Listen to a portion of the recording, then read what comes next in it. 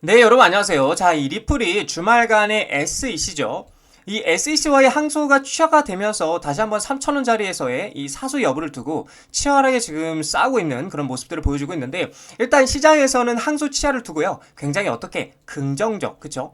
이 긍정적이게 풀이를 하고 있으면서 다시 한번 XRP ETF에 관심이 모아지고 있는 관점으로 보여지고 있고요. 또 중요한 거는 7월 8일날 미국의 지니어스 법안이 통과가 되느냐 여부도 굉장히 집중이 되고 있기도 합니다. 최근에 이제 가상자산 규제를 정의하는 주요 법안의 틀을 선보일 계획이라는 소식들이 들려오고 있는 상황이고, 이 리플을 미국 연준 결제 시스템의 채택과 ETF와 그리고 스테이블코인 관련해서도 긍정적이게 제도권 진입에 대한 방향성을 보이고 있는 시점이다. 관련돼서 대응 방법과 어떠한 이슈들이 있는지 함께 살펴보도록 하겠습니다. 자, 뉴스를 보게 되시면 이제 리플의 반격이 시작이 됐다라고 하면서 아래 USD 스테이블 코인이 판도를 뒤집을 수 있을까라고 얘기를 하고 있는데, 자, 7월 8일 날 미국의 지니어스 법안이 통과가 되느냐 안 되느냐의 여부가 앞으로 계속해서 이 리플의 상승에 대한 모멘텀 중 하나라고 볼 수가 있는데요. 자, 그리고 지난 주말 내에 이제 SEC죠. 이 SEC와 XRP가 그동안 지독했던 법적 리스크가 해소, 그쵸? 사실상 이제 해소가 되는 모습 보여줬는데, 그 이유는 이제 항소 취하라고 볼 수가 있겠죠. 자, 그럼 이 항소를 취하했다라는 거 어떤 의미냐? 먼저 이제 벌금이 따라와요. 이 벌금이 따라오고,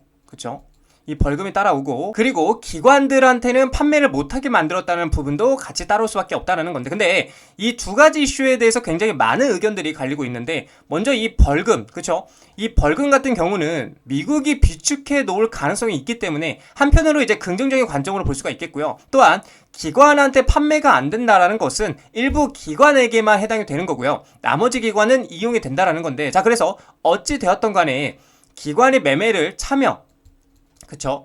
이 참여할 수 있다라는 것은 우회적인 방법을 통해서도 참여할 수 있다라는 거니까 사실상 크게 문제가 될 것이 없다라는 관점인 거죠. 그래서 결론은 4년간, 그쵸?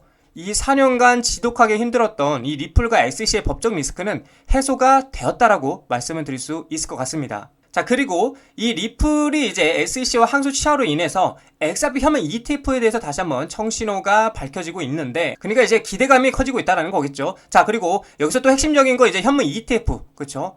이 ETF 출시를 위한 길이 열리게 되었다라는 것은 이 문제가 깔끔하게 해결이 된다라면 세계 최고 자산 운영사인 블랙록도 XRP 현물 ETF에 손을 댈 수 있기 때문에 정말 어마어마한 자금이 들어와 줄 수 있다라는 걸 또 얘기를 하고 있는 겁니다. 자, 그리고 추가적으로 이제 리플 지지 변호사가 IPO 가능성에 대해서 얘기를 하고 있는데, 만약에 시장만 좋으면 당장 가능하다라고 얘기를 하고 있어요. 리플 지지자로 유명한 존 디튼 변호사가 리플의 기업 공개, 즉 IPO 가능성을 다시 제기를 하고 있고요.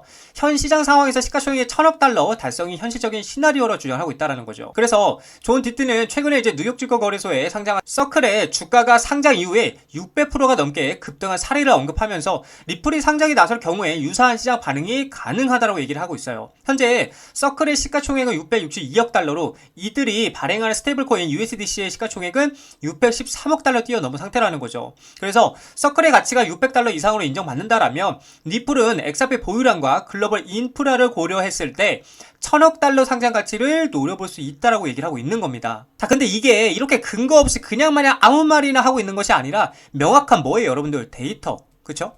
이 명확한 데이터를 기반으로 말을 하고 있는 거기 때문에 저는 이 1,000억 달러, 이 1,000억 달러라는 수치가 충분히 가능하다라는 보여지는 관점이기도 한다라는 거죠. 자, 그래서 우리는 지금부터 뭘 해야 되냐? 떨어지면 계속해서 사면 됩니다, 이제는.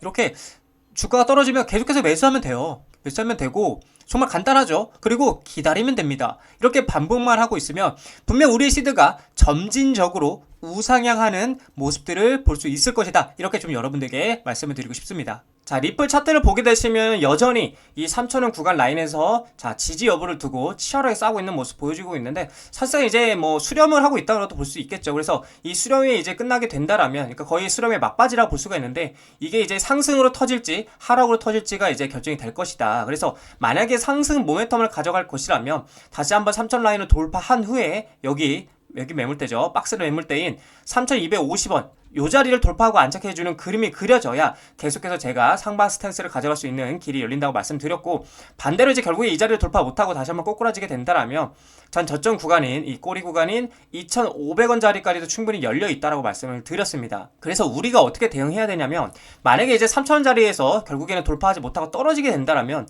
우리의 현금이 100% 비중이 있다라면 1차 25% 그리고 2차도 25% 3차 50% 물량을 가지고서 떨어질 때마다 1차, 2차, 3차 이렇게 어떻게 한다? 매수를 하면 됩니다. 여기서 매수를 하게 되면 굉장히 뭐다? 매력적인 자리에서 매수를 할 수 있는 겁니다. 그 말은 무슨 말이냐? 결국에는 매력적이게 수익으로 이어질 수 있는 자리다라고 여러분들에게 말씀을 드릴 수 있으니까 걱정하지 마시고 겁내지 마시고, 만약에 떨어지게 된다면 계속해서 우리는 뭘 해야 된다? 매수를 이어가야 된다라고 좀 여러분들에게 말씀을 드리고 싶은 관점이다. 이렇게 말씀드리고 싶겠습니다.